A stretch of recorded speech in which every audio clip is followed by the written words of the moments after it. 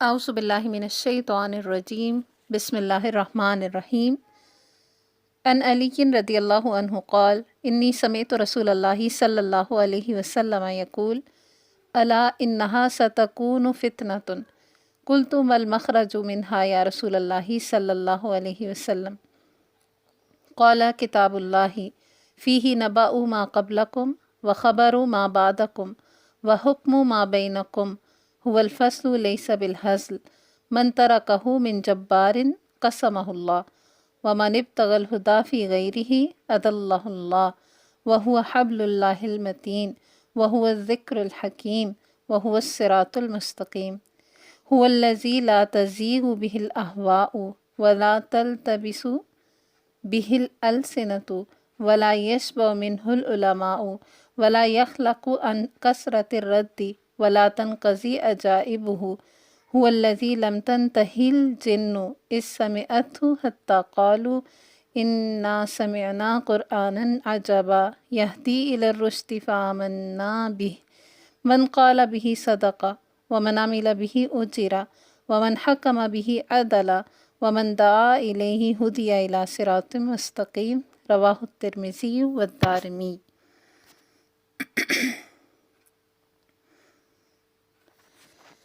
اس کا ترجمہ اس طرح سے ہے کہ حضرت علی مرتضیٰ رضی اللہ تعالیٰ عنہ سے روایت ہے کہ میں نے رسول اکرم صلی اللہ علیہ وآلہ وسلم سے سنا،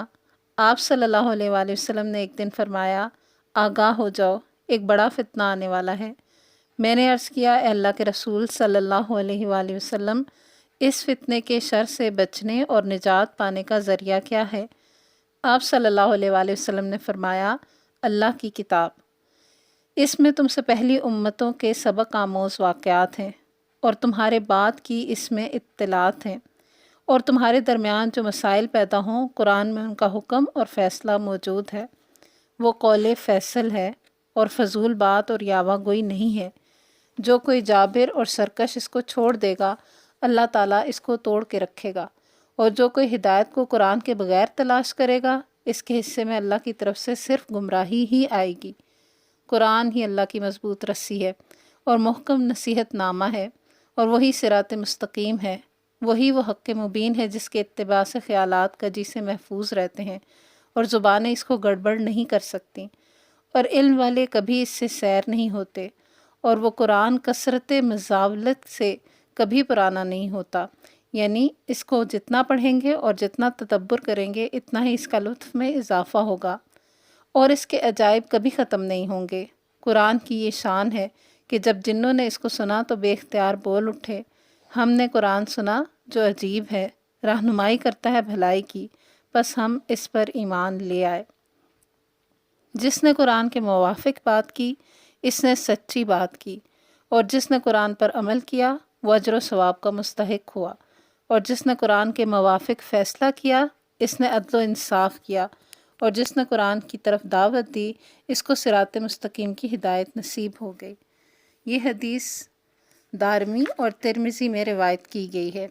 اس حدیث میں قرآن کی عظمت اور فضیلت بیان ہونے کے ساتھ ساتھ یہ بھی واضح طور پر پتہ چلتا ہے کہ فتنوں سے بچنے کے لیے جو ذریعہ ہمیں حدیث نبی صلی اللہ علیہ وآلہ وسلم سے معلوم ہوتا ہے، وہ یہی اللہ کی کتاب قرآن مجید ہے۔ وآخر دعوانا ان الحمد للہ رب العالمین۔ السلام علیکم ورحمۃ اللہ وبرکاتہ۔